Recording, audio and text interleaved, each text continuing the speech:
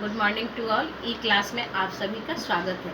जैसा कि हम लोगों ने पढ़ रहा था teaching as a profession. Teaching as a profession का मेरा bullet 1, bullet 2, bullet 3, bullet 4, bullet 5 सभी बुलेट ख़त्म हो गए थे। मैंने रिवीजन क्लास करा रहा था, उसके तहत भी बुलेट 1, बुलेट 2, बुलेट 3 समाप्त हो गया है।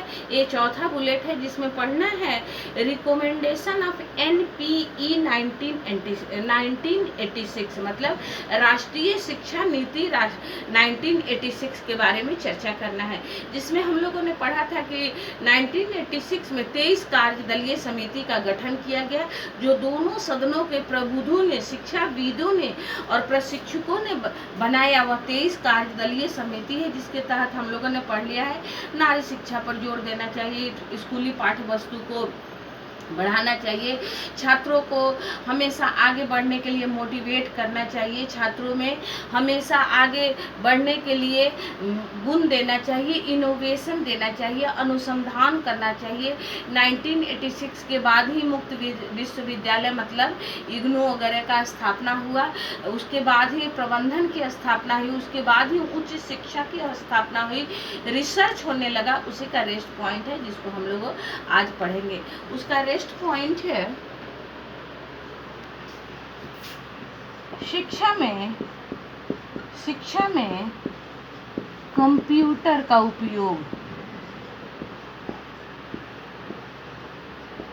शिक्षा में कंप्यूटर का उपयोग।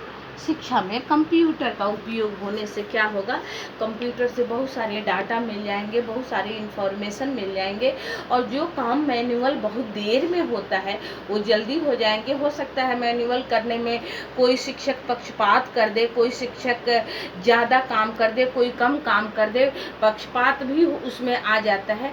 तो शिक्षा में कंप्यूटर का उपयोग बहुत ज़रूरी है। नेक्स्ट है उपाधियों का उपयोग।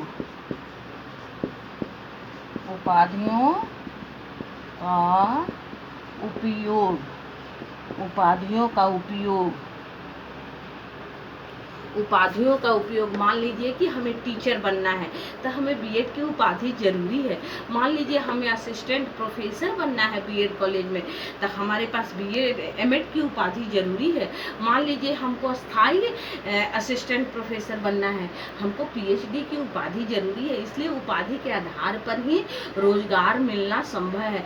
पहले क्या होता था, लोग इंटर और ग्रेजुएशन करके स्कूलों में शिक्षक बन जाते थे, लेकिन 1986 के बाद ऐसा नियम हुआ कि जो व्यक्ति बीएड की डिग्री लेंगे उनको स्कूल में आसानी से शिक्षक के पद पर नियुक्ति किया जाएगा।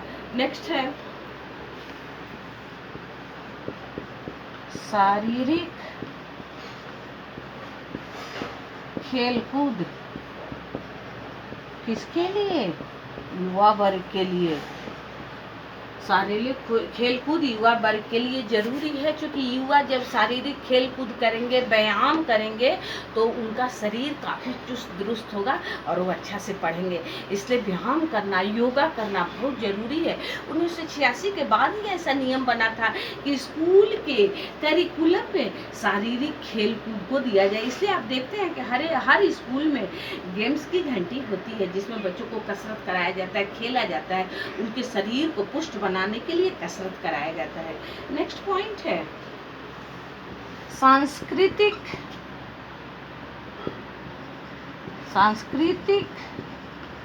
परिप्रेक्ष्य।